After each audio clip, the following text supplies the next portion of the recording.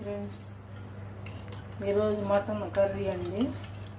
తలకాయ కూర, మేకపోతు కూర అండి ఇది. నేను తలకాయ కూర తిన్నని చికెన్ కూర చేసుకున్నాను. లెగ్ పీస్లు, లివర్, ఫ్రైడ్ రైస్.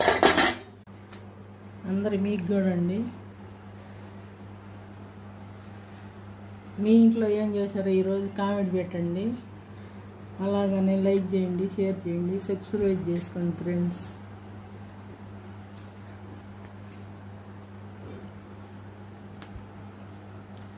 చాలా బాగుందండి.